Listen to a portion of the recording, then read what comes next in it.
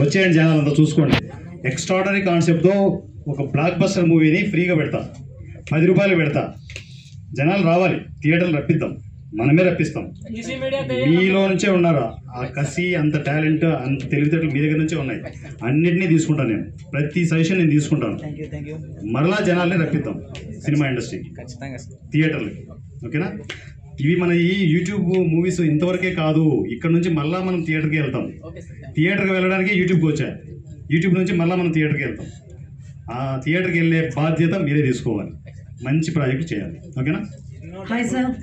ఎన్నో డబ్బులు ఖర్చు పెట్టినా సినిమా అవకాశాలు దొరకక ఎట్లా ఉంటాయి? ఓట్లు పైసలు తీసుకోకుండా తర్వాత రెండు ఒకటే.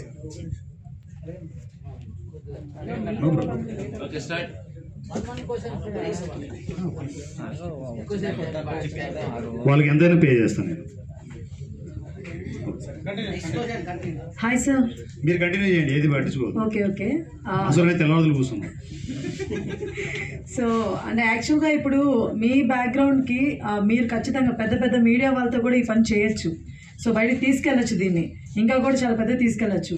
కానీ ఎందుకు మాలాంటి చిన్న చిన్న మీడియా వాళ్ళని కానీ యూట్యూబర్స్ని కానీ చాలామంది ఎంకరేజ్ చేస్తున్నారు, ఎందుకని?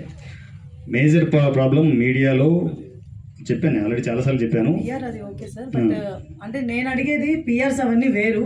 మీరు అనుకుంటే వాళ్ళు కూడా పిలిచి చేయొచ్చు. డబ్బులు ఇవ్వాలి, నేను ఇవ్వను. నేను మీకు ఇస్తాను కానీ వాళ్ళకి ఇవ్వను. అది ఎందుకు అని అడుగుతున్నాను. ఎందుకు నేను మాట్లాడుగా నాకు బూతులు వస్తాయి.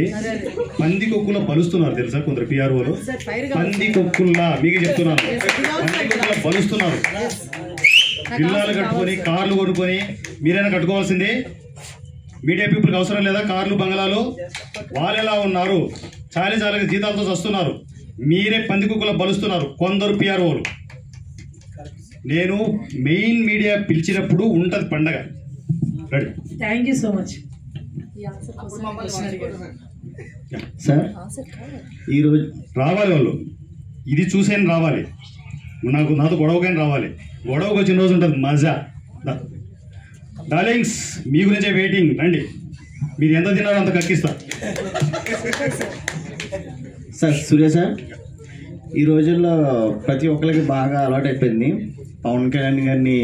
అంటే పవన్ కళ్యాణ్ పేరు చెప్తే చాలా ఫేమస్ అయిపోతాం చాలా మంది అని అనుకున్నారు. అందుకే కొంత 2019లో చూస్తే ఆయన 50 సెలబ్రిటీలు అయిన ఉన్నారు. ఇప్పటికి కూడా అదే ట్రెండ్ నడుస్తుంది సార్. అంటే మీరు కూడా ఆయన పేరు చెప్తే మనం బాగా పాపులర్ అవ్వచ్చు అనే కోణంలో వచ్చారా, లేకపోతే నిజంగా ఆయన 100 రూపీస్ ఎమ్మెల్యే చాలు నేను పాపులర్ అవడానికి.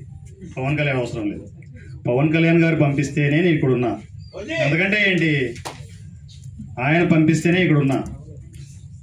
చాలా ఆన్సర్ చాలా ఓకే సార్. ఆయన ప్రతినిధిని నేను, నాది కాదు ఇదంతా, ఆయనే చేస్తున్నాను. చెప్తున్నా చూడండి, ఇండస్ట్రీలో వ్యవసాయం చేయరా ఇల్లి అన్నాడు. ఇక్కడ వ్యవసాయం చేస్తున్నాను, టైం సరిపోవట్లేదు. ఇండస్ట్రీలో కరెక్ట్ పర్సన్ ఎవరు లేరు, నాలాగా ఎవరు లేరు, నువ్వు ఇది కరెక్ట్, వెళ్ళి వ్యవసాయం చేయరా అంటే వచ్చి సినిమా వ్యవసాయం చేస్తున్నా.